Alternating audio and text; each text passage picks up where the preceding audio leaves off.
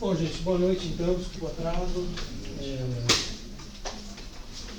Só queria lembrar, né, a gente estava falando sobre isso, né, que quase todo mundo já terminou e tal, mas a gente não teve aula na primeira semana, né, porque eu tinha um evento fora, então, aí depois quando eu programei o curso eu levei isso em conta, então meio que, né, eu estava considerando uma reposição, então eu estiquei um pouquinho mais o nosso programa, né, então, enfim. E retomando, falei, não sei se todos ouviram, alguém é contra a ideia de fazer a prova de quinta às 7 horas? Quinta às 7 horas também? Não, às 7 da noite. Como vocês não têm, né, pelo que eu entendi, nenhuma disciplina, nenhuma prova, nada no horário das 7, ninguém é contra? Não. Então, beleza. É melhor para todos, né? A gente vai embora para casa mais cedo. Bom, gente, a sexta tem aula de outra disciplina. Quinta é o nosso dia, né? Só que a gente antecipa para o horário das 7. Bom, gente, eu fiz um novo slide. Eu sei que isso não é um bom sinal, mas esse aqui é para complementar o anterior. Tá? A gente tinha visto, a gente tinha chegado aqui na angústia, né? Começado a entrar nessas questões, mas eu vou deixar isso para o final. Tá? Eu vou voltar a fazer um repasse, também para vocês poderem tirar dúvidas, e a gente avança até onde der, né? E evidentemente, né, cai na prova o que a gente conseguir ver. Mas aqui é mais um complemento do que a gente já viu na última aula. Tá? Aquela parte em azul ali a gente já viu até a angústia, mas de qualquer maneira, então vou fazer um repasse rápido do que a gente viu depois da P1, né? Ou seja, né, nesse período que acho que foi, a P1 foi dia 18, a partir de 20 de julho. Sobe para mim, Isa, por favor. Agora volta para aquele do Kant. Ah. Esse? Esse. Não, sim. Tá bom. Só lembrando, então, né, pensando em fazer um rápido repasse, façam questões, assim, né? A princípio, eu estava falando isso para a colega, né? Então a gente viu Kant, Kierkegaard e Heidegger. Tá? Então esses são os 3 autores sobre os quais as perguntas vão ser feitas. Tá? Ou seja, vai ser em torno desse contexto. Posso até, eventualmente, colocar uma ou duas para as opções de assuntos que a gente viu antes, ou ligando assuntos que a gente viu antes com assuntos que a gente viu depois, que eventualmente, para quem estudou mais para P1 e entendeu melhor algum assunto, lá pode ajudar. Tá? Mas vai ser o mesmo esquema, um conjunto de questões para vocês escolherem 3. Tá? Então, começando aqui pelo repasse dessa aula, que foi no dia 20 de julho, a prova foi no dia 18, essa foi a aula seguinte. A gente viu antes, né, não vou voltar para os slides, como existia uma questão na filosofia moderna, que era a contraposição entre subjetividade e mundo. Né? O Descartes teria sido o filósofo que inaugurou esse modelo de compreensão da realidade e que é visto, em alguma medida até hoje, ele é considerado, né, o fundador da filosofia moderna por conta disso, porque há uma espécie de realocação daquela questão do ser, que a gente viu desde os pré-socráticos, na subjetividade, quer dizer, parte da subjetividade, né, do eu penso, como existo, para daí pensar o mundo. Então, há uma separação. Desde então, cria-se um conflito, né, a princípio, entre os que, junto com Descartes, defendem um conhecimento que parte da subjetividade e aqueles que defendem um conhecimento que parte necessariamente e apenas dos sentidos. Né? Como são chamados os defensores da posição cartesiana e os defensores da posição contrária? Os empiristas defendem a experiência. E, do lado do Descartes, os racionalistas. Né? Então a gente tinha essa oposição entre racionalistas e empiristas. Né? O que o Kant vai fazer? Ele vai tentar, de alguma maneira, conciliar ou superar essa contraposição, né, entre racionalismo e empirismo, essa ideia de que o conhecimento teria que estar fundado ou no sujeito ou no mundo. Né? Como é que ele faz isso? Aí já estamos nesse slide. Ele significa, né? Ele interpreta como uma via de mão dupla.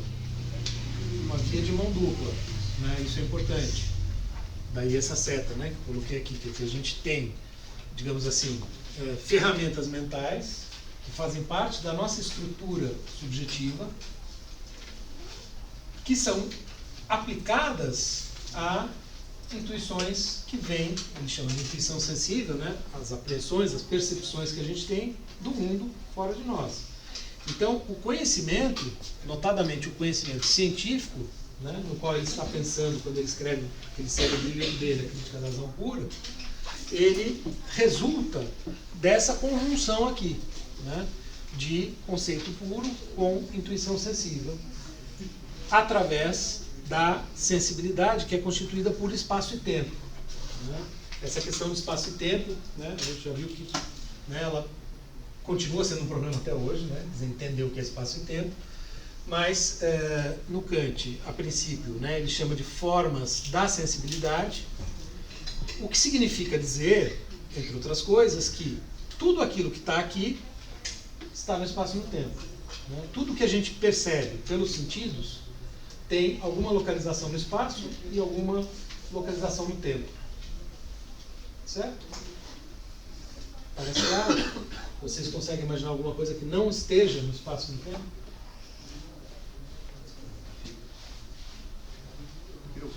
Deus. Exato. Né?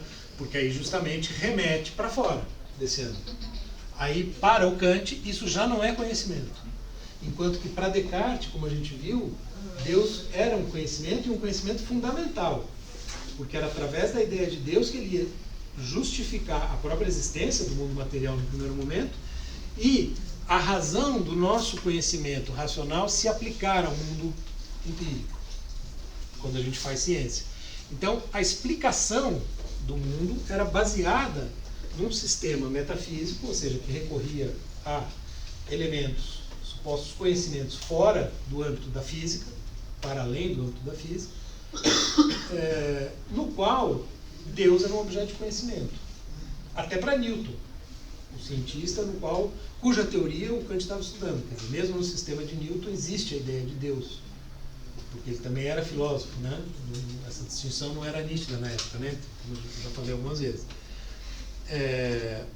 Então, para o Kant, que recebeu uma influência dos empiristas via Hume, não dá mais para ter conhecimento nem de Deus, nem da alma, nem do que seria, vamos dizer, o fundamento último do cosmos, a arqué que os pré-socráticos buscavam, lembra?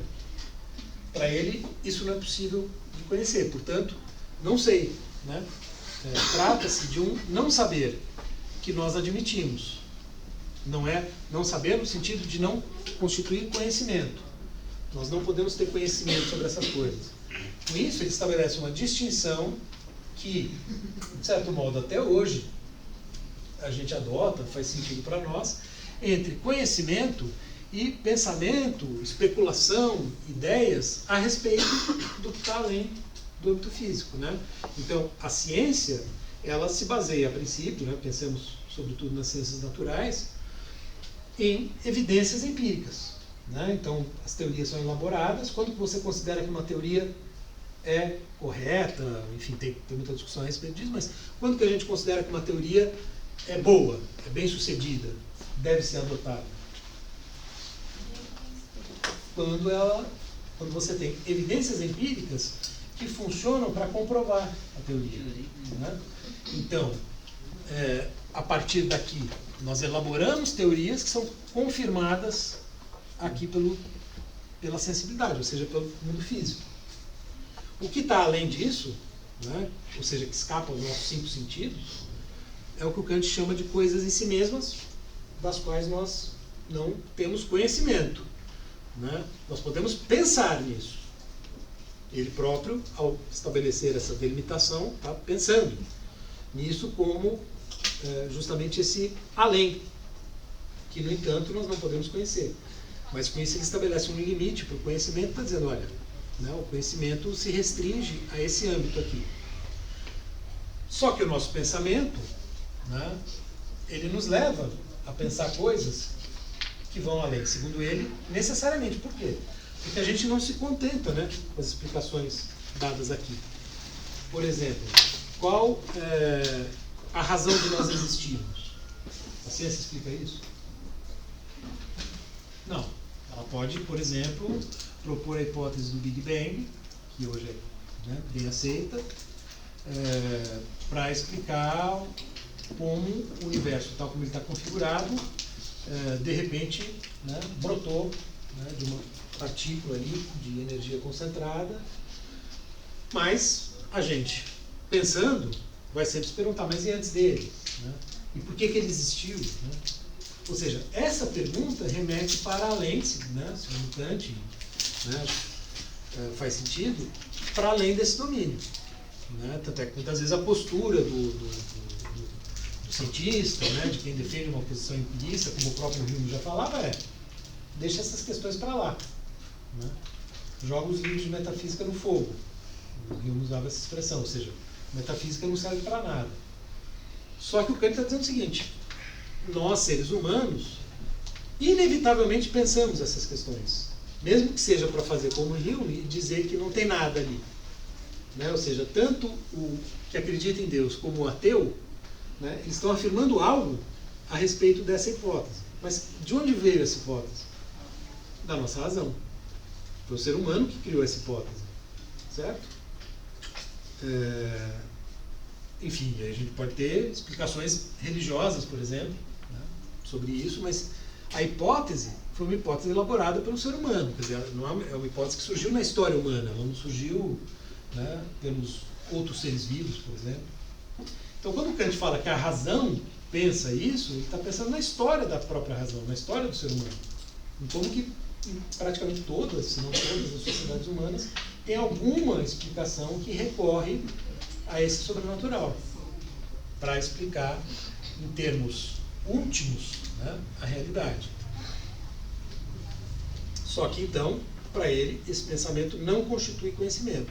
São meras ideias da razão. Agora, essas ideias, uma vez que ficou estabelecido o limite da ciência e ficou claro que esse conhecimento não explica tudo, isso significa que pode haver questões para além do que esse conhecimento explica. E essas questões são válidas, elas podem ser formuladas se elas fazem parte da nossa natureza. Né? Então, não necessariamente o nosso pensamento está errado, como quer o empirista. A gente pode perfeitamente pensar nisso. A gente não vai ter nunca evidência empírica, comprovação, mas a gente pode pensar. Portanto, não é um ceticismo como aquele dos empiristas, notadamente do Hume, né, que fala assim, não vamos nem levar em conta essas questões. Não, vamos levar em conta. Ao falar sobre isso, vejam, né, é interessante que o Kant está falando, eu estou aqui já pensando, né, num fio condutor para ligar com os slides seguintes, com os nossos assuntos seguintes. Ele está falando de uma inquietação do ser humano que não se conforma com essa ausência de respostas, com essa ausência de fundamento. Quando a gente se pergunta, por exemplo, o que eu sou mesmo, né? Quer dizer, eu sei, né, eu tenho um nome que foi dado pelos meus pais, eu tenho uma história de vida e tal, mas por que eu existo? Né? O que é o eu exatamente? Isso que a gente chama de eu. Né? Não temos, isso inquieta. Né? Quer dizer, ele está falando de algo que tem relação com a angústia de que vai falar o Heidegger, de que vai falar o Kierkegaard, né? De que vão falar os existencialistas. Porque é uma inquietação com isso que nos leva a pensar esse tipo de coisa. E essa inquietação ela não pode ser eliminada da nossa subjetividade, da nossa vida, digamos assim. Concordam? É uma inquietação natural, faz parte da gente. Então, uma vez, vamos dizer, delimitado o conhecimento, o Kant começa a pensar o ser humano para além dessa delimitação aqui. E um primeiro ponto importante a notar aí é essa inquietação com a ausência de respostas, que tem muito a ver, né, então, com a questão da angústia.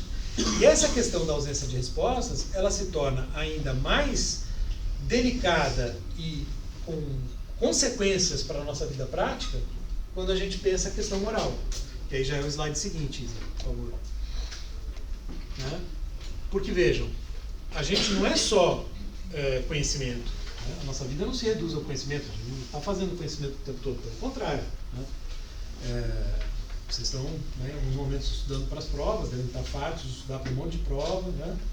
Mas a gente faz várias outras coisas, né? Vai jogo de futebol, vai almoçar no Dia dos Pais, vai... Enfim, cada um tem seus passatempos, seus hobbies, seus hábitos, né? A gente faz outras coisas. Né? A nossa vida está longe de se reduzir ao conhecimento.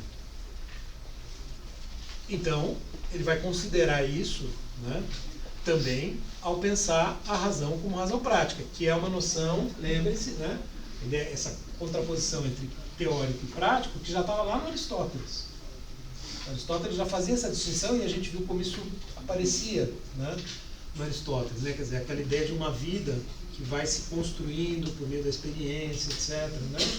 Então, esse problema é um problema que os filósofos se colocam desde lá atrás. Ele pode não aparecer com tanta força nos pré-socráticos, mas tem ali algumas coisas que indicam isso. Enfim, em Sócrates isso começa a ficar muito claro. Né? Porque o objetivo do conhece-te a ti mesmo é justamente saber como a gente vai tocar a nossa vida. Né? E por que os gregos chamavam, né, definiam o ser humano como animal racional? Porque de um lado nós somos um animal como os outros, um ser vivo, né, com certas características. Mas de outro nós temos, por causa da razão, não só um certo grau de compreensão da realidade e de conhecimento, mas uma capacidade de, por exemplo, planejar o que a gente vai fazer, né, controlar os nossos impulsos, né, coisa que os animais não conseguem, né, a princípio, a não ser que eles sejam adestrados. Né, você deixar cair um pedaço de comida no chão, o cachorro vai lá e come. Né?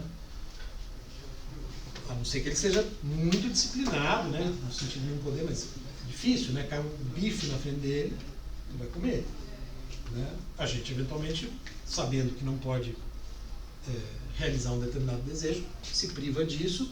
Bom, isso é o que a gente chama de razão prática, quer dizer, essa capacidade de planejar o nosso agir, eventualmente recusar, ou seja, a gente administra os nossos instintos e desejos a partir de um certo pensamento que a tradição filosófica considera racional. Mas a gente vai ver, né, quer dizer, a noção de cuidado no Heidegger, embora ela pareça muito distante disso, né, ela diz respeito, em alguma medida, né, a tocar a vida, né, ou seja, cuidar da nossa vida, né, levar em frente, seguir em frente, né, como a gente vai ver daqui a pouco. Então é disso, né, que os filósofos estão falando quando pensam na moral. Bom, e aí o Kant vai ter um jeito de resolver isso que parte do princípio lá, a gente viu, né, de que nós temos um princípio, assim como nós temos princípios, categorias que permitem o conhecimento, a gente tem princípios que orientam o nosso agir, segundo ele, né, que estariam formulados no imperativo categórico. Só que esse imperativo categórico, ele está na nossa, segundo Kant, né, ele faz parte da nossa natureza racional, mas nós não somos 100% racionais, muito pelo contrário, nós somos também seres sensíveis, com instintos, desejos, etc. Então as nossas ações, elas vão ser sempre resultantes desse conflito aqui, entre as duas coisas. Né? A razão prática tem a razão prática, o que a gente chama de razão prática pura, né? Que seria essa, a lei moral, que seria pura, mas que é como se fosse ideal. Né? A razão prática concreta é essa que a gente exerce no dia a dia. E que resulta em ações que combinam esses fatores. Né? Pensando já em noções posteriores, a gente poderia dizer, né? Muitas vezes a gente nem entende direito por que agir daquele jeito. Né? Pode ter fatores inconscientes atuando no nosso agir. Né? O Kant ainda não trabalha propriamente com a noção de inconsciente, mas, né, ele admite o tempo todo que as nossas ações resultam dessa combinação. Não existe nenhuma ação 100% moral. A gente nunca é só racional, portanto nunca é só moral. Sempre tem algum elemento de interesse subjetivo, de algum elemento egoísta, quer dizer, a gente quer ganhar alguma coisa, mesmo quando a gente ajuda alguém, enfim, toda uma reflexão sobre isso, mas a ideia é que nós temos necessariamente as duas coisas, tá? E isso faz com que nós tenhamos que decidir a nossa ação, o nosso modo de viver, os caminhos que a gente vai tomar na vida a partir desse conflito. Que é um conflito aqui, né? Está colocado princípios e desejos, e aí a gente poderia sair um pouco do quadro kantiano e pensar que alguma orientação moral a gente sempre tem, qualquer sociedade humana, né? Pode variar, tipo de, né? A gente já falou sobre isso, mas sempre tem alguma orientação desse tipo, e tem instintos e desejos, e essa relação, mais aqui também, né? Trazendo uma questão do existencialismo para cá, mas que está implícita, né? Dadas as várias possibilidades de agir, né? E esses dois critérios, né? Quer dizer, então, nós temos dois critérios ali, né? Como, né, às vezes naquelas ilustrações, assim, né? O anjinho e o diabinho falando na nossa cabeça, né? E nós temos que, entre várias possibilidades de ação, isso vai aparecer depois, né, no Kierkegaard e no Heidegger, tomar decisões. E quando a gente decide por uma possibilidade, isso significa que a gente disse não para as outras, né? E isso nem sempre é fácil, né? Se você, por exemplo, decide casar com alguém, você está decidindo não casar com mais ninguém, né? E isso, né, em muitos casos é complicado. Às vezes tem, de fato, dúvidas pontuais, né? Tem duas pessoas possíveis, né? Você tem que optar entre as duas, né? Ou mais do que duas, né? Mas quando você toma uma decisão e segue um caminho, você exclui as outras possibilidades, né? Você abre mão. Então toda escolha envolve isso. Envolve, né, um conflito que diz respeito a orientações e desejos, mas que diz respeito também, né, isso vai ficar mais claro depois nos existencialistas, mas entre diferentes desejos, né? Porque a gente tem vários tipos de desejo e vários desejos. Então, às vezes, a gente deseja várias coisas ao mesmo tempo. Então, a gente, sei lá, né? Então, nessa situação hipotética que eu imaginei, né? Eu gostaria de casar com as 3 pessoas, né? Enfim, tem a proposta, né, do poliamor, etc. Mas, enfim, né? De qualquer modo, né, em geral, as pessoas acabam tendo que escolher uma delas. Então, a gente gostaria de ter várias coisas. Toda decisão que a gente toma, né, às vezes a gente gostaria de fazer as duas coisas, né? Sei lá, decisões simples até, né? Você tem 2 convites para 2 festas diferentes no mesmo dia, né? Se você decide por uma, você abre mão da outra, né? E às vezes é uma decisão difícil porque você fica realmente em dúvida. O que será que vai ser mais legal, né? Você decidiu, né? O que havia ali? Não era nem uma questão moral, era um conflito de desejos. Professor, Fala. essa angústia já está em Kant ou você já está levando um pouco mais para os outros? Eu estou puxando um pouco mais, né? Porque o Kant, ele pensa mais num sentido dualista, né? Quer dizer, como se você tem aqui a orientação moral e o desejo. Então são 2 vetores, né? Só que eu estou pensando aqui, mas na verdade do plano dos desejos, e o Kant vê os desejos como algo, digamos assim, caótico, né? Quer dizer, ele sabe que é uma... Justamente por isso a gente não pode confiar nem nos desejos, nem nos sentimentos, nem nas emoções. Por isso que ele tem que ir para a razão, né? Por isso que o princípio tem que estar na razão. Porque aqui é uma bagunça. Então o nosso critério não pode estar aqui. Porque aqui é isso, a gente deseja cada hora uma coisa, muda de um dia para o outro, tem humores diferentes, né? Então para ele, esse âmbito dos desejos, né, e dos instintos, etc., é um âmbito caótico. Então o único jeito de botar ordem nisso é pela razão. Então para ele a razão funciona como um contraponto para essa bagunça toda aqui dos desejos. Só que como ao mesmo tempo ele está dizendo que a gente nunca age 100% pela razão, então a gente não tem como não ser vítima disso, né? Embora, claro, né, quer dizer, não vai tematizar as coisas nessa direção, né? Está mais na chave dualista. Aqui eu já estou, quando eu estou pensando nas possibilidades, eu estou, né, trazendo para o quadro existencialista. Mas tem alguns intérpretes, né, que tentam mostrar que o próprio Kant tem elementos que podem se aproximar do existencialismo, enfim.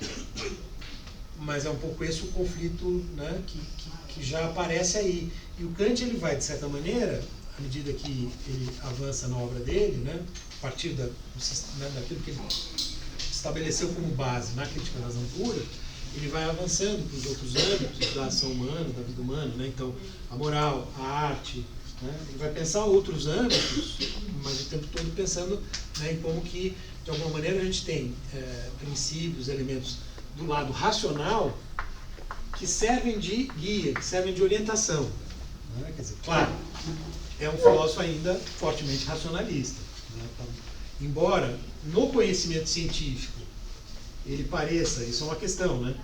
Muita gente ficou impressionada. Né? A crítica da razão pura começa com a seguinte afirmação na introdução: todo conhecimento começa com a experiência. Então ali parecia que o Kant, que era metafísico antes, cedeu ao empirismo. Né? Bom, os empiristas têm razão, o conhecimento vem da experiência.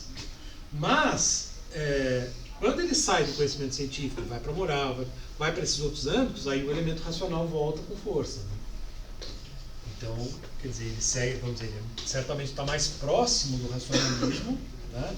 Pensando assim, né, como um todo, a obra dele, do que do empirismo. Ele está próximo do empirismo ali no âmbito do conhecimento científico. Aqui ele não poderia estar junto do empirismo, porque como é que o Hume, por exemplo, que é empirista, vai caracterizar a moral?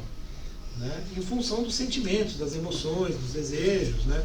Então ele vai fazer uma espécie de descrição do comportamento humano, mas não vai mostrar claramente como nós devemos agir. Né? O Kant está preocupado com essa questão. Não que a resposta dele esteja correta, mas ele tenta, na razão, encontrar critérios mais seguros, né? Critérios mais firmes para a nossa vida, seja no âmbito da moral, seja no âmbito da estética. Né? Como é que a gente pode dizer que uma obra do Van Gogh é uma obra de altíssima qualidade e, sei lá, os rabiscos que uma criança fez ali no desenho não é? De onde vêm esses critérios? Né? São critérios que não estão exatamente na razão teórica do conhecimento empírico, né? E não estão na razão prática. Né? Ou seja, por isso ele vai pensar um outro âmbito da subjetividade, ele vai tentar encontrar os critérios para isso. Porque se não tem nenhum critério, a gente cai no relativismo. E a gente pode dizer, tudo é uma questão de gosto, tudo é uma questão individual. Ah, tá bom, então a fulana lá matou os pais, a outra picotou o marido e tal, enfim, o outro é um serial killer, tá, tudo bem. Né? Se é relativo, se cada um pode fazer o que bem entender, percebe? A preocupação é essa. Onde é que a gente encontra critério? Claro, tem as leis, mas as leis, elas são criadas num determinado contexto, a questão do nazismo. As leis fizeram tudo aquilo, eles fizeram tudo aquilo estando no poder e fazendo leis para fazer aquilo. Então as leis, elas podem mudar, as leis efetivas, né, de um país em um determinado momento. Então nesse âmbito caótico aqui, né, o que não teria acontecido, por exemplo, se o resultado da eleição fosse outro? Né? Não sei, mas aí, dependendo do contexto, as leis mudam. Né? Certamente não teria havido o aumento de 40% das bolsas que houve. Né? Enfim, para dar um exemplo. Então as leis, elas variam. Só que o Kant está pensando em algum critério que está acima das leis. Esse é o problema para ele. Né? Se ele conseguiu ou não, é outra questão. Né? Mas esse é um problema que sempre volta. Que voltou quando fizeram o Tribunal de Nuremberg para julgar os oficiais nazistas. Né? Olha, eles se defendiam dizendo, eu estava praticando a lei, eu estava fazendo o que era correto, o que era ordenado pelos meus superiores. Como é que eu posso ser punido por isso? Né? O Eichmann, que era responsável pela deportação de vários judeus para os campos de concentração. Né? Ele falava, estava fazendo o que era o meu dever. Né? Estava cumprindo minha função. Né? Você percebe? Né? A questão é delicada. A gente já falou um tanto sobre isso em outras aulas. Mas, enfim, quer a gente tenha esse critério quer a gente não tenha ou busque outros critérios, né? No caso do Kierkegaard, por exemplo, vai ser a fé, o conflito, acho que esse é o ponto importante aqui, por qual eu estou querendo chamar a atenção, né? O conflito entre as motivações e as possibilidades, quer dizer, esse ponto onde o desejo, né, ou os desejos, né, se cruzam com as possibilidades e a gente tem que tomar decisões, esse momento da decisão, ele é um momento de conflito. E isso é constitutivo do ser humano. Num nível mais básico e eventualmente num nível mais profundo, né, que vai ser mais explorado certamente pelos existencialistas. Alguma questão até aqui? Eu só estou curioso para saber qual que é esse critério então, que ele apresentou. Porque. É esse aqui, ó. Sobe um pouquinho, Isa, por favor.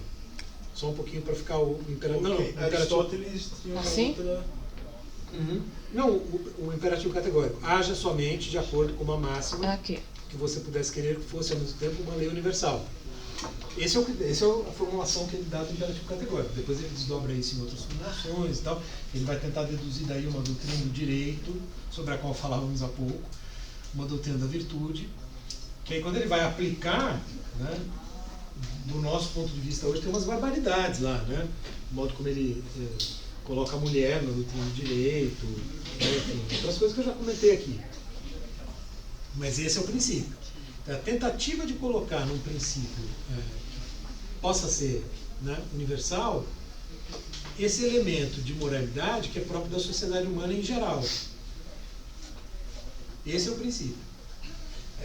Enfim, é uma formulação mais sofisticada e de fato mais abrangente do que aquele ditado popular: não faça ao outro o que você não quer que façam para você, por exemplo, né? Então, e o Kant chega a isso pensando muito no senso comum, né? Na maneira como as pessoas, em geral, julgam, pensam, etc. Tudo bem que ele, a princípio, não tinha um universo tão grande de observação, ele nunca saiu da cidade dele, né? Mas ele lia muito, né? Ele dava aula de geografia sobre diferentes povos, diferentes cantos do mundo e tal. Enfim, isso não é importante, mas a ideia é essa, né? Tentar ver aquilo que, tanto na ciência como na moral, olhar para o modo como o ser humano funciona, para tentar ver, né, o que possibilita que o ser humano seja assim. Por isso que a semelhança com Heidegger é interessante, né? Porque ele não está olhando para a razão, ele está olhando para os seres humanos agindo no mundo e tentando ver, bom, se o ser humano agindo no mundo julga moralmente, né? Os seres humanos se julgam moralmente uns aos outros, se eles têm critérios para decidir, etc., o que está por trás disso? Quais são, né, as condições de possibilidade desse modo de agir? Ele vai nessa direção. Só que, talvez, né, numa certa concepção de subjetividade muito centrada na ideia de razão, que é algo que não está presente nem no Kierkegaard, nem no Heidegger, nem, em geral, nos existencialistas, né? Uma concepção talvez um pouco dura de subjetividade, embora isso seja bastante discutível e tal. Mas esse seria o problema. Mas ele não está, como muita gente acusa, né, como fazem críticas ao Kant, estão falando, né, enfim, o próprio Platão também é uma caricatura, né, mas não está falando da razão como se fosse uma coisa lá etérea, solta, presa no espaço, né, no mundo das ideias, né? Ele está analisando como o ser humano funciona e tentando ver, bom, né, o que será que faz com que ele funcione assim? Só que não de um ponto de vista apenas descritivo, porque tem um elemento normativo na vida humana. A gente está sempre, né, por exemplo, pega duas crianças, né, dois irmãos, e aí chega, né, eu sou pai de dois filhos, chega em casa e dá chocolate para um e não dá para o outro. Vocês podem imaginar, né, a reclamação do que não ganhou chocolate. O que ele vai dizer? Isso não é justo. Ou seja, a criança mobiliza um critério que é esse critério de que estão falando os filósofos desde Platão, desde Sócrates, né, o que é a justiça. Ora, a criança está mobilizando ali, né, meus filhos já têm 21 e 18, mas as crianças de 4 anos já vão falar nisso, já vão falar isso não é justo. Ou seja, isso aparece, né, nas relações. O que é isso que a gente chama de justo? Né? Por isso que era um problema, lá para o Sócrates, é um problema ao longo da história da filosofia. Como definir o justo? Mas há uma certa... faz parte da nossa vida, essa sensação, né? O Rousseau fala em sentimento, enfim, o Kant coloca na razão, mas faz parte da vida humana, né? Esse senso, né? De correto e errado, de justo e injusto. E aí acho que, né, os filósofos estão tentando trabalhar, bom, né, como é que funciona isso? Mas, de qualquer maneira, né, então digamos que, do ponto de vista dos autores que vêm em seguida, um dos problemas, né, do Kant, o problema que eles veem, né, é que ele fica, né, ele se limita a esse âmbito da razão. O que o Kierkegaard vai fazer em seguida? Na verdade, aqui eu ainda estava falando do Kant, né? Isso que eu estava falando agora era uma tentativa já de ligar o Kant aos existencialistas, né? Questão do conflito, da decisão. Esse conflito, né? Eu não usei a palavra angústia, né? Mas eu estava meio que insinuando, né? Esse conflito é fonte de angústia, né? Num sentido mais elementar e num sentido mais profundo, quer dizer, porque é nesse ponto, né, onde se cruza digamos, a expectativa, né, do ser humano, do que ele é e do que ele vai ser, com as possibilidades que estão abertas diante dele. Num sentido mais profundo, quer dizer, isso diz respeito à própria identidade, né? Quem eu sou. Porque o que a gente é se revela naquilo que a gente faz, em grande medida, em enorme medida. Então, essa questão é uma questão, né, profunda do ponto de vista existencial, da sua identidade, assim por diante. E aí, no Kant, o que significa agir autenticamente, agir livremente? Significa seguir o princípio, o imperativo categórico, ou seja, significa agir de acordo com a razão. Por quê? Porque a razão seria algo constitutivo da gente. Enquanto, e sempre igual, né, um elemento universal, ao passo que aqui, como eu falei, é um caos, né? Essa contraposição muito forte, né, entre razão e desejos, isso é uma coisa que vai ser muito criticada pelos autores seguintes. Mas já tem esse elemento aí, né, do conflito presente e da necessidade de decidir, e aí Jung, né, para ele, então, né, a liberdade seria agir de acordo com a lei moral. Né? Então, em face das possibilidades, por exemplo, tem a possibilidade, eu tenho raiva de alguém, eu tenho a possibilidade de matar a pessoa porque eu estou com raiva, eu tenho a possibilidade de me abster de matar a pessoa e, por exemplo, tentar chegar num acordo com ela. São duas possibilidades. Né? Ora, o Kant oferece ali um critério que torna fácil essa decisão. Eu não vou matar a pessoa. Né? Isso parece óbvio, né? Mas, enfim, está cheio de gente que matou gente ali por aí. Então, o conflito está posto e aí para ele, quer dizer, dali vem o que seria mais autêntico, o que seria mais próprio, né, da nossa essência boa, alguma coisa nesse sentido. Né?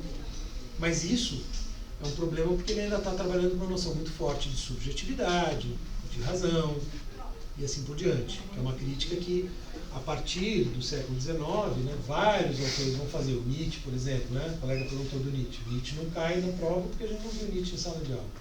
Mas o Nietzsche é um grande crítico, né, eu mencionei só de passagem. É um grande crítico dessa pretensão que o Kant tem de que a razão seja universal, que seja a mesma para ele, alemão do século XVIII, e sei lá, para os Yanomamis de hoje. Né? Todo mundo vai criticar isso, né? Do século XIX para cá. Fala, não, são razões diferentes, são estruturas mentais diferentes. Então não dá para falar em razão universal. Se não dá para falar em razão universal, não dá para falar em critério nesse modelo. Por isso que o modelo é muito questionado. Embora, né, o que eu queria mostrar, né, ele já está apontando para uma certa direção, que aí sim, passando para o próximo. Só uma pergunta. Fala. Não seria a mesma liberdade que eu entendi? Então, o que ele está dizendo? A liberdade estaria em seguir a razão. Por quê? Essa é uma questão e tanto, né, no Kant. Então, Porque ele vai chegar, tem um texto em que ele vai colocar nos seguintes termos, né? Ele vai falar do que seria um eu sensível e um eu inteligível.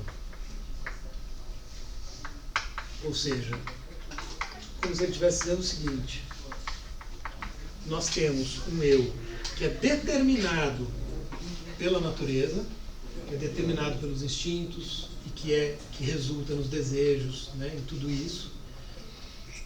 E nós temos um eu inteligível. Veja, a terminologia é parecida com a do Platão. O Kant tem um diálogo importante com o Platão, né? Ele não trabalha com, né, ele critica o Platão por aquela coisa do mundo das ideias, né? Não tem mundo das ideias para ele. Mas, em alguns momentos, né, esse diálogo se estreita. Então, o que ele está dizendo é o seguinte: nós temos a nossa, digamos assim, essência nesse eu inteligível. Então, se a gente consegue, o que é a liberdade? É conseguir se livrar dessa determinação quase irresistível dos impulsos, dos desejos, etc. Né? Então, se a gente consegue, eventualmente, né, mesmo, né, desejando muito uma coisa, se conter, né, e seguir um princípio, isso seria o nosso lado essencial, a nossa essência aflorando, a gente estaria sendo autêntico para ele. Tá? Enfim, né? Isso é uma questão em tanto, né? Me lembrei agora falando disso, né, do livro do Somerset Maugham, que chama A Servidão Humana, não sei se alguém conhece. É um autor que foi bastante, tem filme também. Chama A Servidão Humana no sentido da servidão ao desejo, porque ele tem uma paixão por uma mulher, já dou a palavra para vocês, que torna ele, né, que coloca ele numa situação, ele não consegue resistir àquilo, então ele vive a vida inteira em função daquilo. Então vamos dizer, é um modo de pensar, né, o desejo como algo que nos torna escravos dele. A gente poderia pensar também, né, uma outra figura, os vícios, por exemplo, né? Enfim, essa é uma linguagem muito usada, né, por quem consegue se libertar de um vício, por exemplo, do álcool. Né? A pessoa fala, eu era escravo, Por quê? A pessoa não consegue dizer não para um desejo. Né? Então, quando você consegue dizer não, é uma espécie de liberdade. Você conseguiu se libertar de algo, de uma determinação vinda desse âmbito. Estou falando isso para tentar ilustrar, né, como é que essa ligação de liberdade com razão e eu inteligível faz sentido pensando nesse elemento quase coercitivo dos desejos, né? A gente não consegue dizer não com um monte de coisa. Né? Então, saber dizer não tem a ver com isso que o Kant entende por liberdade. Fala. Vocês dois. Eu estava querendo esquecer uma coisa. Eu esqueci de imprimir. Alguém pode passar uma folha de caderno? Você que está com o cadernão aí. Eu sou da pergunta de verdade. Se a liberdade e a razão ainda não estou. Porque razão seria a moral. E a moral são as regras. Então, se eu estou livre pela razão, ainda não estou sendo escravo de uma coisa externa? Então, é que a razão é interna, segundo Kant, né? A razão está dentro de nós. Então, não são as regras da sociedade. São as regras da sua própria essência racional. Não são regras que estão fora. Isso é interessante, porque no Kierkegaard não se trata em nenhum momento, por exemplo, de seguir as regras nem da sociedade, nem da igreja. Embora ele seja um filósofo cristão, e ele está falando de ser cristão. Trata-se de seguir algo que está dentro de nós. Então, é algo que está dentro de nós, que se manifesta dentro de nós, que se trata de seguir para combater essa servidão em relação aos desejos. Né? Então não seria externo. Mas claro, essa vai ser uma crítica muito forte, né? Bom, como é que você pode falar em liberdade seguindo uma norma universal? Mas a questão é muito sutil, né? Porque ele está dizendo, olha, isso não está fora, né? Não é uma regra imposta de fora, é uma regra que está dentro de você, enquanto que os desejos sim são impostos pela natureza. Mas a lei moral, ela está dentro da razão ainda? Lei moral, sim. Tá, né? O imperativo categórico é a formulação num princípio da própria lei moral. O imperativo categórico é a lei moral. Tá? Se a lei moral me levar a matar outra pessoa, eu sou uma pessoa livre? Então, mas aí o que está se manifestando em você, segundo Kant, não é a razão. É um instinto, é um desejo. Não é a razão que está falando. Se eu precisar, tipo, eu preciso para um objetivo, uma Isso missão. está no âmbito dos sentidos, tá? É o sensível. Mas se tipo em uma guerra, você precisa matar, senão você morre também não tem. Então, aí começam a se criar situações, tem razão, são situações em que a gente vai, né, que a gente teria, isso foi colocado essa questão, aquele exemplo do mentiroso, né, da mentira. Né? O amigo vem, se esconde na sua casa, vem o bandido, claro que você vai mentir, né, pro bandido. Né? O Kant está descrevendo a coisa, claro, isso é um problema. Mas o certo seria a gente pensar, para além dele, né, que esse princípio pode ser adaptado a diferentes situações e que vão se tornando mais complexas. Né? Então, é claro, na guerra você não tem, né, você tem que matar, mas você está dentro de uma situação que cria um outro quadro concreto, né, em que a aplicação do princípio se torna muito mais complexa, mas você não vai matar, por exemplo, o seu companheiro de exército, né, o seu aliado, né, enfim, o soldado do seu batalhão. Você não vai matar o cara do seu time, né, você vai matar o do outro. E se ele for infiltrado, aí vai ser racional. Aí tudo bem. Aí Ele é você sabe que ele é infiltrado, mentiroso. você sabe que ele é inimigo, né? Pode matar. Fica Pode matar. Não é se julgar. Essa mesma lógica se aplica no caso da pena de morte, sendo você o executor, por exemplo, em Nuremberg. O cara vai lá enforcar um nazista que matou 6 milhões de pessoas. É o mesmo exemplo? Sim, inclusive o Kant defende a pena de morte, que é um dos pontos polêmicos, entre os vários, né? Eu já falei do direito machista, então o Kant, quando ele mesmo vai aplicar o princípio, então, a gente poderia dizer sim, ou seja, ele está aplicando incorretamente o próprio princípio. Né? Mas a pena de morte é uma situação análoga da guerra, porque são exceções, né? Que seria um inimigo da sociedade, enfim, né? Mas tudo isso supõe várias etapas de raciocínio, né? Do imperativo, do princípio até a realidade. Esse é o problema. É um princípio muito abstrato, muito formal. Há uma dificuldade aí, uma grande questão, que é como é que a gente aplica esse princípio. Vocês estão colocando situações que justamente mostram como é difícil aplicar o princípio. Né? Tem certas situações em que é claro, mas se a gente vai colocando vários exemplos, situações concretas, vai ficando difícil de aplicar. Né? Mas é uma discussão até hoje, né? A questão de ter ou não ter critérios universais, né? Então, né, quem é que está certo? O Putin, a OTAN, né? Quando a gente vai pensar isso, né, que critérios a gente usa para pensar? Né? A gente está pensando, bom, quem é que está sendo mais justo, quem é que está sendo mais injusto? Que critérios a gente está usando? De onde a gente tirou esses critérios? Não é uma resposta simples. Né? Esses critérios vêm da cultura? Ora, mas aí a outra cultura é diferente. Esses critérios vêm... Então, mas quando a gente vai pensar, e a gente, por exemplo, tenta pensar, bom, quem é que está certo e quem é que está errado numa determinada disputa, se a gente quiser afirmar, defender uma posição, a gente vai partir de critérios. De onde a gente tirou esses critérios? Essa é a questão. Né? Se não foi da razão, pode ser, por exemplo, da religião. É uma resposta possível. Né? Bom, minha religião não permite que eu faça isso. Não estou dizendo que é uma resposta correta, mas é uma resposta possível. Você está indicando de onde você tirou os critérios. Né?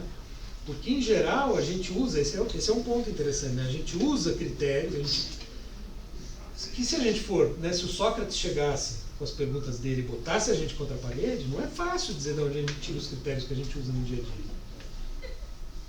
Pensem bem, né? Quando a gente julga uma determinada situação. A gente pode ter clareza e ter posições firmes, mas de onde a gente tira esses critérios? É um sentimento? É um princípio racional? É um elemento cultural? É uma coisa religiosa? Não é fácil responder essa pergunta. Né? Mas enfim, fala. Então, por Kant, o homem ele é naturalmente bom, ele tem uma moral. a sociedade que corrompe. Não, isso é o Rousseau que diz. Eu sei, mas aqui está me parecendo... É parecido, tanto é que eu falei, né? O Kant, o que ele faz? Ele pega aquilo que o Rousseau chama de sentimento e traz para cá. Só que ao trazer para a razão, ela não corresponde ao estágio cronologicamente anterior, né? Porque o Rousseau parece dizer assim, olha, lá atrás o homem era bom, era um bom selvagem, até que ele usa a figura do bom selvagem. Então, quando estava só o homem e a natureza, o homem era bom. Né? Quando o Kant fala em razão, ele não está falando de algo concreto. Ele está falando de algo que faz parte da nossa estrutura mental. Né? Isso não tem uma localização no tempo. Então não é que a gente era bom em algum momento. A gente tem um elemento que que nos direciona a agir de uma certa maneira. E essa maneira corresponde ao que em geral a gente entende por bom, por justo, em geral, né? Só que ele está pensando nas sociedades que ele observou, ele pode estar errado. Mas não é algo que se perdeu por causa da sociedade. É algo que convive desde sempre no ser humano com o lado sensível. Portanto, nós sempre fomos esse conflito. Não dá para pensar um ser humano que não fosse esse conflito. Essa discussão, ela se torna interessante no Kierkegaard, embora o quadro seja outro, porque o que ele vai dizer? Ele discute, quando ele por exemplo, no conceito de angústia, ele vai discutir muito a questão do Adão, né? O Gênesis, né? A passagem de Adão, a questão da queda, né?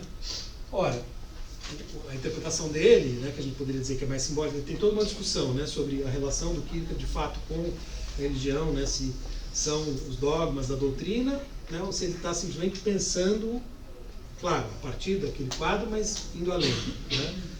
Mas, por exemplo, Adão, fica claro ali, é apenas, né, uma figura simbólica para pensar esse primeiro homem. Mas, a partir do momento em que ele cai, ou melhor, a partir do momento em que ele tem que fazer uma escolha. Porque quando é que Adão peca? Quando ele tem que decidir se come o fruto da árvore proibida ou não. Então é naquele momento, quando ele toma uma decisão, que começa o sofrimento, que começa o conflito. E aí ele passa a ser, a partir de então, um pecador. Mas como é que a gente poderia interpretar isso? Ele passa a ser um ser que deseja e que vive em conflito. E esse conflito é o que está na base da angústia. Acho que aí a gente podia passar por aqui. Professor, encosta a porta um pouquinho, por favor. Oi? Você pode encostar a porta? Tá morrendo de frio aqui. Bom, esse é aquele do Kierkegaard, né, que eu expliquei na aula sobre Kierkegaard, né? Mas enfim, tem um monte de coisa aqui. Mas vejam, né? Eu indiquei aqui essa possível relação entre desejo e pecado, né? Porque a grande questão, que é um paradoxo, né? Então, embora o Kierkegaard, né, seja um filósofo cristão, né, defende o ser cristão, ele rompe com toda e qualquer igreja, então ele não pertence a uma igreja, né, ele não defende a doutrina especificamente, ele defende que nós sejamos como Cristo, né, ele defende que nós sejamos como certas figuras, que para ele são figuras que foram de fato aquilo que seria o ser cristão, que também é para ele o ser si mesmo. Então é muito sutil, né, essa questão. Mas ele fala, né, claramente que o infinito, o eterno, né, isso que está ali, né, onde estaria Deus, é incognoscível, também não é conhecimento. Então nesse ponto ele está concordando com Kant. Uma vez que não é conhecimento, a pergunta por que nós existimos não tem resposta no âmbito do conhecimento. Né? Por isso ela constitui um paradoxo. E esse paradoxo, ele só vai poder ser enfrentado pela fé. Não existe nenhuma outra maneira, segundo ele, de resolver esse paradoxo a não ser acreditando. Né? Mas acreditando em quê? Né? Aí, enfim, isso daria muito o que pensar, né? Claro, a princípio, né, acreditando em Deus, acreditando em Cristo, etc., né, um filósofo cristão. Mas isso admite muitas interpretações, né? Acreditando numa certa espiritualidade, né? Num eterno que a gente não conhece, quer dizer, tem muitas maneiras de interpretar isso. Mas ele está partindo do mesmo princípio do Kant, de que nós não podemos conhecer aquilo, né? Não tem resposta no âmbito do conhecimento, da ciência, para essa questão do paradoxo. E, ao mesmo tempo, ela é a questão mais fundamental. né? Porque, afinal de contas, né, a nossa existência está em jogo. Né? O Heidegger usa muito essa expressão, né? O nosso ser está em jogo. Onde que está o paradoxo? Entendi. O paradoxo está em explicar como é que a gente veio parar aqui. Isso aqui está com uma interrogação justamente porque é uma hipótese, né? Como é que a gente veio parar aqui, nessa existência finita? Essa é a questão. Bom, e aí você tem explicações míticas, né? Você tem várias reflexões da história humana que tentam falar sobre isso. A Bíblia é um exemplo. Ora, então, a figura de Adão funciona para pensar o quê? Funciona para pensar justamente esse momento, ou seja, é muito mais simbólico aquilo, né? Mas para pensar esse momento em que a gente passa a ser esse conflito entre desejo, ou entre desejos e possibilidades. Isso é o grande problema, né?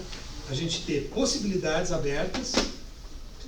Em algumas decisões, né, eu dei o exemplo do casamento, são decisões que vão possivelmente, né, que vão afetar todo o resto da sua vida, né? Tem um impacto enorme, quer dizer, um caminho de existência que você está escolhendo. Profissão é outra, né? Quando você escolhe uma profissão, né, é uma escolha decisiva. Então tem certas escolhas, né, que são mais robustas, mas são aquelas em que a sua existência está mais em jogo do que nunca, né? E são momentos muito difíceis às vezes, né? Então o fato de haver várias possibilidades e de haver desejos conflitantes, né, e um pensamento, seja lá como for, tem ou não tem um critério, né? Mas a gente pensando nisso significa o quê? Sofrimento, angústia, né? Desespero, que é outra palavra que ele usa. A angústia seria um conceito mais fundamental, quer dizer, a angústia é constitutiva do ser humano para ele, né? O desespero não necessariamente, embora, né, tenha discussões a esse respeito, mas, né, essa ideia de angústia, desespero, né, está ligada a isso aqui, né? Ao fato de ser, no fundo, né, o Heidegger vai dizer, nós somos as nossas possibilidades, quer dizer, nós somos isso aqui, nós somos essa instância jogada, já para usar uma palavra do Heidegger, né, jogada nessas possibilidades com, enfim, uma série de elementos que nos impelem a agir dessa ou daquela maneira, né? Então, isso constitui, né, a angústia. E aí, essa angústia pode ser tão dramática, né, que ela pode resultar no fundo do poço, né, ou no suicídio, né? São coisas, né, das quais o Kierkegaard trata, né, vamos dizer, possibilidades extremas. Por que eu coloquei aqui, né? Vamos dizer, o fundo, porque vamos dizer, a princípio, né, a nossa tendência, que é o impessoal do Heidegger, estar ali no que o Kierkegaard chama de estágio estético, e que o Heidegger vai chamar de impessoal. Onde estão o quê? As certezas, tudo aquilo que, de certa maneira, está dado na nossa sociedade como aquilo que é normal. Então, vamos dizer, o que é legal? Sei lá, fazer churrasco, ir para a praia, ir no jogo de futebol. O que é bacana de fazer quando você está no trabalho. Percebe? A gente faz o que todo mundo faz, né? Com essa ideia do impessoal do Heidegger, que é também a ideia do estágio estético do Kierkegaard, né? Então a gente não faz essas coisas porque a gente refletiu, né, meditou e de fato, digamos assim, extraiu isso de dentro de nós como algo fundamental. A gente faz o que todo mundo faz, né? A gente acompanha, a gente faz o próprio, né, da nossa sociedade, o que é normal, né? Quer dizer, tanto o Kierkegaard como o Heidegger, né, vamos falar, você não sai inteiramente desses, né, você não passa de um estágio para o outro abandonando completamente. Esse é o estágio estético, como o impessoal do Heidegger, constitui o cotidiano, né, o habitual, aquilo que, né, o nosso dia a dia mostra. Na nossa cultura, né, se a gente tivesse nascido na China do século XV, no interior, provavelmente a gente não iria para a praia, não faria churrasco e não iria em jogo de futebol, por exemplo, né? Os hábitos seriam completamente outros. Podia ser o mesmo organismo biológico, os hábitos seriam outros. Mas a gente faria o que todo mundo fazia lá. Ou seja, né, nós somos determinados culturalmente. Esse é o ponto, né? Então, essa é a tendência natural. Então, quando a gente tem, só um segundo, quando a gente tem angústia, o que o Kierkegaard fala? Vamos dizer, a primeira reação, a reação é fugir de volta, né? O Heidegger vai falar em fuga, fugir de volta para lá, tentar esquecer a angústia. Fala. Então esse estilo de vida estético, pra mim, tá parecendo meio que uma vida vazia, assim. Isso, vida superficial, por isso que eu coloquei ali. É estágio aí. Estágio ou estádio, dependendo de como se traduz, mas estádio para mim é estádio de futebol. Estágio estético, aí tem o estágio ético e o estágio religioso. Né? O estágio estético é essa vida superficial, né? Mas que é natural também, quer dizer, ela faz parte da gente, né? É o nosso mundo, como vai dizer o Heidegger. Então está em nós. Né? Certamente a gente vai continuar, mesmo depois da angústia, mesmo que a gente sei lá, né, tenha uma conversão por meio da fé, a gente vai continuar fazendo churrasco. Bom, quem não come carne vai no churrasco, vai comer queijo, mas quem for vegano vai comer outra coisa. Mas a gente vai continuar, né, fazendo churrasco, indo no jogo de futebol ou qualquer coisa do tipo, no teatro, no cinema, e vai continuar indo para a praia e gostando de entrar no mar, ok? Né? A gente não vai deixar de fazer isso. Então, né? Mas a questão é só fazer isso, né, quer dizer, sem uma dimensão reflexiva ligada à angústia. Porque a tendência é a gente justamente tentar evitar ao máximo esse tipo de sentimento. Então, por exemplo, tem muitas pessoas, né, que não conseguem, que evitam ao máximo ficar sozinhas, porque ficar sozinho pode trazer os pensamentos da angústia. Ou pessoas que, né, em situações sociais, não suportam o silêncio. Né? Então, se tem 3, 4 pessoas em situação, tem pessoas que não suportam o silêncio. Alguém tem que estar falando alguma coisa. Porque o silêncio pode ser uma coisa angustiante. Então, tem vários modos de evitar a angústia. Mas, né, esse é o ponto, né, do existencialismo. A angústia é inevitável, quer dizer, e, claro, todo mundo, você pode viver assim, né? O Kierkegaard não está dizendo, olha, nós devemos fazer isso. Ele está descrevendo possibilidades. Mas a possibilidade mais autêntica, para usar então a palavra que também vai estar no Heidegger, que está nos autores existencialistas, seria buscar esse ser si mesmo, né? Quer dizer, essa ideia, ela é fundamental e vai estar no Heidegger, né? Quer dizer, há uma contraposição aí entre o eu que se formou a partir da sociedade, né? Então vamos dizer, a sociedade, ela determinou o eu, porque como eu falei na última aula, né? A gente não escolhe nada, a gente não escolheu nascer, a gente não escolheu o nome, a gente não escolheu como ia ser o nosso berço, a gente não escolheu em qual casa a gente ia morar, a gente não escolheu nada. Tudo isso vai ser, digamos assim, vinculado a nós pelo meio onde nós somos criados. Então a gente vai constituir uma identidade, constituir uma noção de eu a partir daí, a partir do nosso mundo. Né? Mas a questão é, será que por trás desse eu criado pela sociedade tem alguma coisa que seria um si mesmo, né? Que seria mais autêntico, mais próprio, né? Enfim. Talvez sim. Né? Ou, né? Essa é uma grande questão. O que seria isso se o nosso eu for constituído pela sociedade? Né? Seria talvez um elan vital, né? Um elemento espiritual, né? Porque está ligado a isso, né? Porque a noção de espírito, acho que nem está aqui, mas ela é fundamental, porque é o espírito que vai conduzir esse caminho para cá, o que ele chama de espírito, né? Ele diferencia, tem a alma e o corpo, vamos dizer, a mente e o corpo, né? E o espírito é o que de fato, digamos assim, né? Põe a vida em nós, né? Quer dizer, é o que nos anima, né? Então, tem talvez um núcleo espiritual que foi, digamos assim, dominado pela sociedade ou pelo impessoal. né? Então, o si mesmo seria uma liberação, uma libertação desse núcleo que ficou soterrado embaixo do eu. Não necessariamente soterrado, né? A gente poderia pensar, bom, é claro que ele está ali o tempo todo. Ele está ali o tempo todo. Por isso que vai ter o conflito, né? Se ele não estivesse ali, acabou. Ia ser isso e ponto final. Mas esse si mesmo está ali o tempo todo. Ele nunca desaparece. Por isso que tem angústia.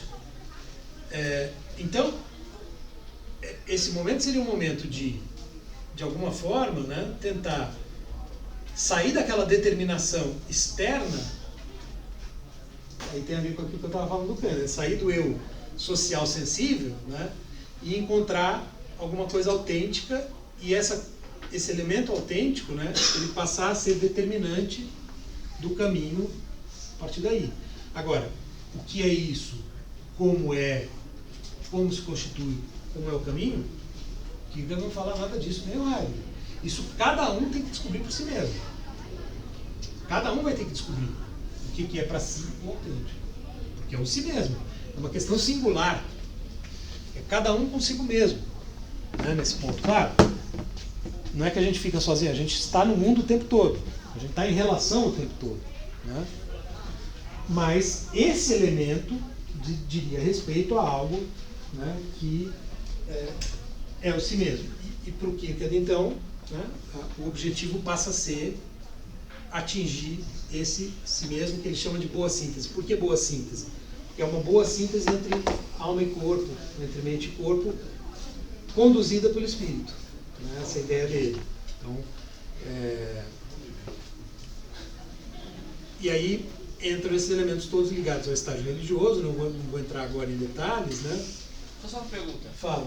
No caso, esse ser si mesmo, seria no caso, ele fala, né, de você sair desse modelo de eu, que é voltado para a sociedade, para ir através disso que você falou, né, da boa síntese, seria uma boa síntese do espírito e o corpo mais focado pelo espírito mesmo, né? O ser si mesmo, ele também vai definir, ser si mesmo para ele é igual a ser cristão, o que ele entende por ser cristão. Tá? Mas o que é ser cristão? É ser, por exemplo, como Jesus foi, é ser como Lutero foi. Né? Então tem algumas existências que são paradigmáticas, né? Que de alguma maneira mostram o tipo de caminho. O tipo de caminho, mas cada um tem que saber como que vai se dar esse caminho em si mesmo, no seu mundo, na sua época, na sua situação. Né? Quer dizer, no fundo, claro, né? Quer dizer, uma realização de caráter espiritual. Né? E que consiste, em grande medida, apesar de todo esse mistério, de todo esse incognoscível, né? Quer dizer, há um momento, né, em que você encontra, como que, digamos assim, encontra Deus. Né? Mas Deus, a gente pode interpretar num sentido bem amplo. Né? Você encontra o eterno, você encontra a infinitude. Mas isso acontece por um instante, né? Segundo aqui. É um momento em que se dá essa experiência, né? Tem um pouco um caráter místico. Né? É um momento em que se dá esse encontro. Só que esse momento ele é um instante, né? Só que ele é um instante, por isso que ele fala em salto de fé, né? Depois que você deu esse salto e viveu esse instante, você sabe o que é. Só que você pode, mesmo depois disso, voltar para lá. Pode até voltar lá para o fundo do poço, pode cair aqui, né? Por isso que é importante esse fator da repetição, né? Você tem que se esforçar para manter isso vivo, né, dentro de você. Então, né, aí a gente poderia pensar, bom, a função da oração na religião, por exemplo, né, embora ele, né, esteja desvinculado da igreja e instituição, mas seria um modo de estar sempre reforçando, né, reforçando. A ideia de repetição é isso. É você repetir para não perder isso que você conseguiu conquistar num instante. Isso é o religioso. Né? E a partir desse momento, você vê, né, quer dizer, você dá um sentido para a existência e você ressignifica tudo. Você ressignifica as relações, você ressignifica o mundo. E aí tem um elemento importante também, que é o amor ao próximo. Que aí entra de novo a questão ética e veja, aí o critério, tem um critério, mas é um critério que não está na razão. É um critério que está na experiência religiosa, né, atingida através da fé. Esse vai ser o grande critério. Embora, né, exista uma ética, uma moral, um dever que está funcionando ali, inclusive para quem está na vida superficial. Né? Eu dei alguns exemplos. A pessoa está lá, mas ela não pode, né, ir contra as leis, a não ser que, né, em determinadas situações ela tenha certeza de que ninguém vai ficar sabendo. Né? Então tem uma série de transgressões que as pessoas fazem. Então, né, ultrapassar o limite de velocidade, sabendo que não tem um radar ali, talvez é bobo, né? Enfim. Mas isso está, né, presente. Aqui não, né? Aqui é uma outra dimensão. Bom, como é que a gente está de horário? Ah, está aqui, né? 20:37. Esse quadro, né, que é um quadro... Questões sobre o Kiko? Professor, o ser si mesmo está intimamente ligado com a religião. Tá.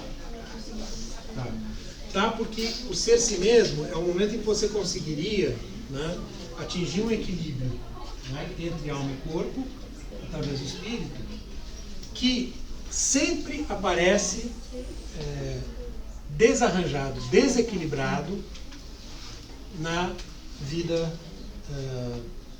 finita, na vida superficial, etc., no estágio estético, que é o estágio inicial, digamos assim, que a gente está. Estético por causa de prazer, tá? Só para não confundir, estético aqui tem o sentido de prazer, quer dizer, uma vida baseada no prazer. Estético está ligado à ideia de prazer, porque a estética discutia a questão do prazer como objeto de arte, né? Então tem uma ligação aí, né, da palavra estético com a questão do prazer. É uma vida, digamos, baseada em prazeres, né? Uma vida hedonista, né? Enfim. O próprio Kierkegaard, ele teve uma fase em que ele foi boêmio, né? Ele era um baladeiro, né, para falar em termos de hoje, um homem da vida, né? Isso, né, é uma vida estética, né, um estágio estético.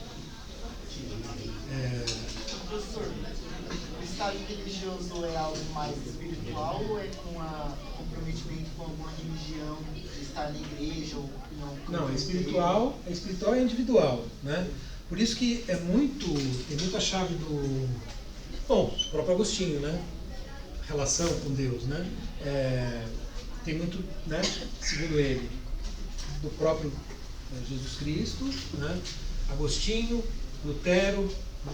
Lutero é fundamental, né? Porque ele era, né, protestante, pietista, mas ele critica todo mundo que frequenta a igreja e tal, porque ele fala que são hipócritas e tal, porque não são de fato, intimamente, né, conectados com essa dimensão espiritual. Então, e a igreja, né, sobretudo naquela época, faz parte do estágio estético, porque é onde você encontra os amigos, você faz a social, né? Hoje em dia, nem tanto, embora em alguns casos sim, mas naquela época, né, a igreja era uma instituição onde as pessoas se encontravam aos domingos, batiam papo, né, quer dizer, quem não ia ficava mal visto, então era, né, Fala. O estágio ético. Então, o estágio ético, eu falei, ele está relacionado lá porque você tem, né, um direito e tal. Mas você pode estar no estágio ético por meio disso que eles chamam de edificação, que é vamos dizer, um desenvolvimento das suas habilidades, por exemplo, de controlar o desejo. Ele se inspira bastante no Kant ao pensar a ética, né? Porque aí a razão tem um papel importante nesse âmbito. Então, a razão, de fato, né, ela é o que ajuda nesse processo de edificação e a estabelecer uma postura ética que não está necessariamente vinculada ao amor ao próximo. Está, por exemplo, relacionada com certos princípios. Então, eu não conheço tão bem o Kierkegaard, né, mas, sobretudo, essa questão da ética. Mas eu já li algumas coisas aproximando o modo como ele compreende a ética do modo como Kant compreende a ética. Porque, vamos dizer, aqui a razão dá conta. Só que isso é insuficiente, né? Isso é insuficiente para dar sentido à vida e para atingir esse estágio, vamos dizer, da verdadeira ética, digamos assim, né, que é o amor ao próximo. Para isso é preciso a fé e é preciso entrar nesse âmbito, né? É aí que entra o paradoxo. O paradoxo está dado de saída, o fato de existir é um paradoxo. Né? O fato de nós existirmos é um paradoxo. Mas, claro, se você está bem recolhido, protegido no estágio estético, né, na vida superficial, você vai evitar ao máximo pensar nesse paradoxo. Né? Ou vai fazer piada. Né? Em geral, as pessoas lidam com é como a questão da morte no Heidegger. Né? As pessoas têm um jeito de lidar com a morte que não é um enfrentamento de verdade da questão. Né? Então, né, a gente brinca, se existe vida depois da morte, a gente faz piada, né, com além, se tem ou não tem, etc. Pelo menos que não é religioso. Né? Tá lá, ou simplesmente acredita, aceita as noções de uma determinada religião e segue em frente, mas sem uma meditação profunda sobre o significado daquilo. Né? Então, para ele é possível superar o desespero, a angústia através desse estágio religioso, Só por esse estágio é possível superar a angústia. Aqui você foge da angústia, como no Heidegger, você foge. Né? A ética representa um avanço, né, o estágio ético representa um avanço em relação àquele estágio, porque você tem, né, uma edificação através da própria filosofia. Né, o Kierkegaard tem vários textos que são os discursos edificantes, né, que dizem respeito a uma maior sabedoria de vida, tem a ver com aquilo que a gente viu no Aristóteles. Né, você aumentar a sua sabedoria prática por meio da razão, né, ou do entendimento, do intelecto. Né, quer dizer, o intelecto ajuda.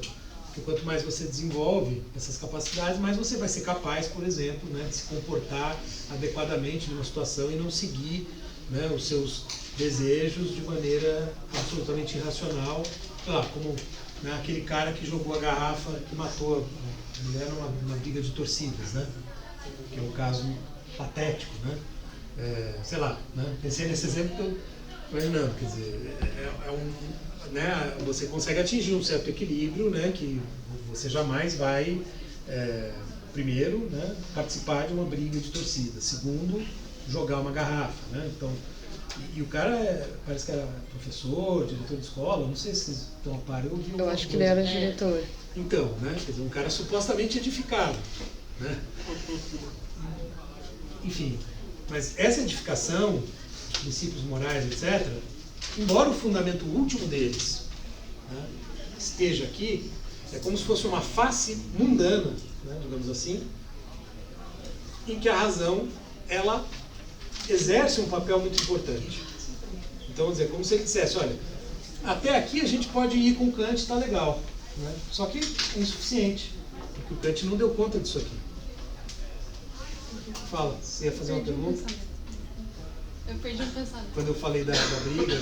Não, é porque a filosofia resolve um pouco a angústia, né? Essa edificação resolveria a angústia. Talvez em alguma medida, mas... Ela não gera mais angústia? Pode gerar mais angústia. Por isso que aí, esse processo de edificação pode trazer para cá. Por isso que não é necessária essa sequência, mas você tem o estágio estético, você se edifica, né? Você se torna mais ético, você vem para o estágio ético, e aí, via edificação, você acaba sendo levado a enfrentar o paradoxo e a angústia e dar o salto de fé. E que aí você sai da razão, porque já não é razão. Por quê? Né? Esse momento é o momento que você fala, a razão me trouxe até aqui, mas ela não me leva além daqui. Além daqui a razão não vai. Por isso que o Kant seria insuficiente, né? Como se o Kant até aqui tudo bem, mas agora, né, não dá mais. Para enfrentar o paradoxo da existência e para realmente superar a angústia, aí só a fé. Essa é a ideia. Bom, então esse é um quadro claramente, né, muito inspirado na religião cristã, embora com todas essas diferenças, né, que eu mencionei. O ser cristão diz respeito a uma experiência íntima, uma experiência muito pessoal, que seria uma relação própria com Deus, com o Eterno. Né? Portanto, não é através da igreja, isso é uma coisa básica do protestantismo. Né? A relação do indivíduo com Deus não precisa da mediação da instituição igreja. Né? Então, ele está nessa chave. Assim, né? Eu também não conheço bem Lutero e tal, mas, né, muita gente mostra influências do Lutero, do próprio Agostinho, no pensamento do Kierkegaard. Né?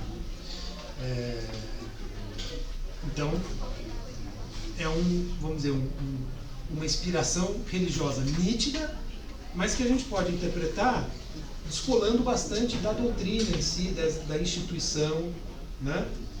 O Heidegger, né?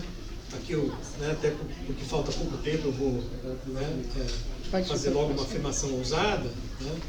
E que a Isadora, que estudou a relação entre a leitura que o Heidegger faz do Agostinho, concorda comigo, né? O Heidegger, ele vai montar um quadro teórico que ele pretende que não seja cristão, né? Que não seja religioso.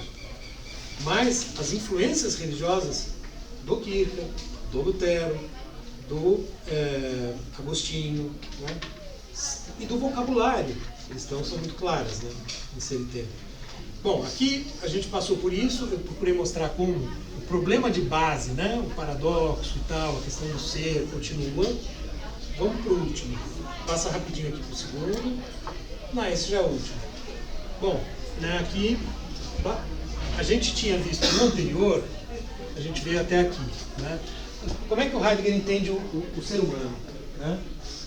Ele tem uma noção que em alemão é Geworfenheit, que é um substantivo, Geworfen é jogado, né? Então seria a jogabilidade, né? Como substantivo, quer dizer. Por isso que se traduz por ser jogado ou ser lançado, né? Então, isso eu já tinha mostrado, né? Essa estrutura, né? Que seria, o ser aí, ele é como que ele é jogado no mundo. E ele não pode ser pensado sem o mundo à sua volta, né? Sem. Por isso que ele, né, eu tinha explicado o ser no mundo. Ele tem uma circunvisão, aqui tem alguns conceitos, né, que estou utilizando, mas basicamente ele é jogado e o que caracteriza essa posição no mundo é o que ele chama de abertura. Essa abertura, ela se constitui em uma certa disposição que tem caráter mais afetivo do que cognitivo, em uma compreensão num nível muito elementar e na fala num sentido muito elementar, né? Então eu falei, dei o exemplo do bebê, né? São coisas, né? Disposição e compreensão, né? Que o bebê já tem e ele vai adquirindo, né? Um discurso, uma fala, mesmo antes de propriamente falar, porque ele começa a entender as palavras que são faladas em volta dele, né? Então são três coisas que são constitutivas dessa nossa abertura para o mundo. Então nós somos jogados e abertos, né? A ideia é essa. Nós somos jogados no mundo, literalmente, né? Nós somos jogados de dentro da mãe para fora, né? Então nós somos jogados, e ao sermos jogados, somos jogados num aberto.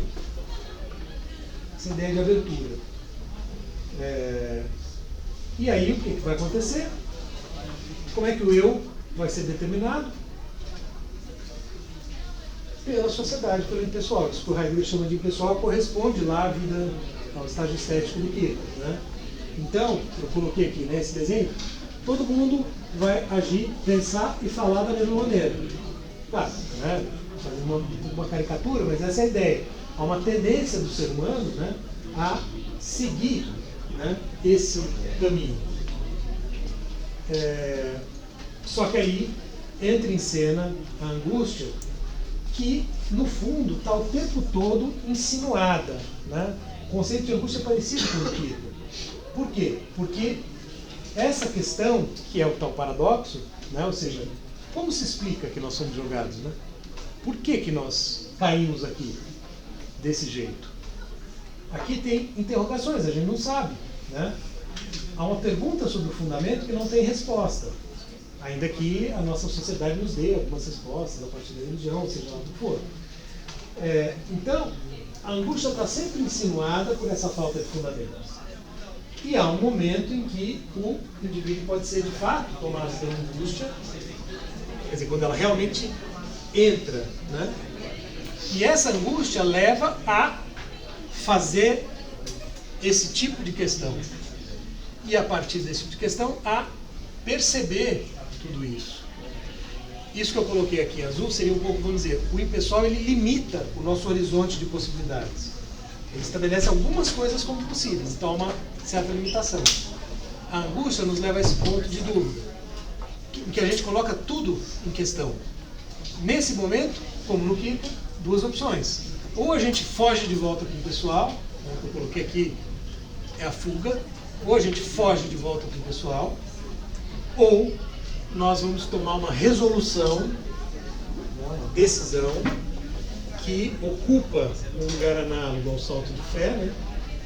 Uma resolução a partir de certos elementos que para eles são decisivos para a gente chegar a isso, que é a compreensão da morte, a compreensão de nós mesmos como essencialmente culpados, olha a noção cristã aí, né? Pecadores e culpados. Mas a gente pode entender da seguinte maneira: nós somos culpados por quê? Né? Assim como somos pecadores, né? Na chave do Kika. Porque os desejos nos colocam nessa situação angustiante de tomar decisões, e qualquer decisão que a gente tome, então se a gente escolhe esse caminho, nós nos sentimos, a palavra alemã para débito é a mesma, é Schuld, né? Então pode traduzir dos dois jeitos, o que é interessante, o Nietzsche explora bastante isso. Se a gente escolhe isso, a gente fica em débito com as outras possibilidades. Se a gente escolhe, sei lá, uma pessoa, né, então aquela que estava em dúvida entre 3 pessoas para casar, se você escolheu uma, você se sente culpado em relação às outras. Então, a culpa e o débito tem a ver com isso, né? A gente sempre vai estar devedor das possibilidades que nós não fomos, porque nós fomos esta. Então, a culpa está relacionada com isso. E aí tem uma outra figura, de novo, né? Como não pensar na influência cristã, né? É o que ele chama de chamado da consciência, né? Que é um chamado em que, segundo ele, o Dasein, né, que é o ser aí, chama a si mesmo. Ou seja, como uma voz que vem de dentro. Olha, essa voz que vem de dentro, junto com a compreensão da morte, encarar a morte, né? E a culpa conduz à resolução. E isso constitui o que a gente poderia chamar de uma autenticidade. E aí, a resolução significa o quê? De novo, não tem fórmula, não tem caminho, Heidegger não está dizendo o que nós devemos fazer ou como será. Por isso que é como se a gente se entregasse a alguma coisa que eu não sei o que é, né? Mas né, tem momentos que é uma entrega, né? Você se deixa como que conduzir para as suas possibilidades mais próprias, que a gente também não sabe de antemão o que é, né? Mas aí haveria uma possibilidade de descolar das possibilidades que foram impostas aqui. Aqui você tem uma limitação, aqui você ampliou as possibilidades. Quer dizer, há mais possibilidades, há possibilidades que a gente não cogitava enquanto a gente estava aqui, né? Então, por exemplo, a gente achava que tinha que, sei lá, né? Dar um exemplo pessoal, né? Eu achava que eu tinha que fazer direito. De repente, eu fiz direito. De repente apareceu a possibilidade de fazer filosofia, né? Desagradou os meus pais, naturalmente. Ou seja, né? De alguma maneira houve ali uma angústia, né, certamente, que me levou a questionar a escolha anterior, etc, etc. Abriu-se uma possibilidade que eu nem cogitava, né? Então, abrem-se possibilidades e aí, bom, a questão é qual seria a possibilidade mais próxima, né?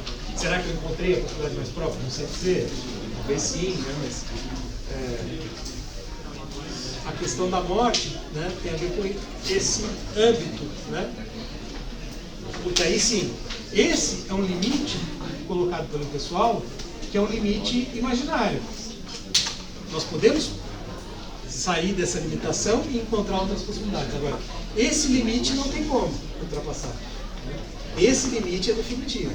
Então a compreensão da morte tem a ver com isso. Nós somos esse ainda não. Ainda não em relação a quando. A gente não faz ideia, né?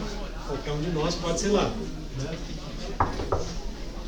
Não precisa nada com ninguém, mas pode acontecer alguma coisa com qualquer um de nós e amanhã, pronto, né? A gente não sabe. Esse ainda não, né, diz respeito a esse modo de compreender a morte, enfim. Mas aqui, né, eu estou falando de maneira Professor, bem... falta 5 minutos. Tá. Você vê, quer avisar? Vamos. Bom, gente, então nos vemos na quinta às 7 horas. tá todo mundo tinha concordado de fazer a prova 7 e de fazer as 9. Aqui. Será que O senhor trabalhador não tem Bom, se tiver, vai avançar. Certamente vai ter sala vazia.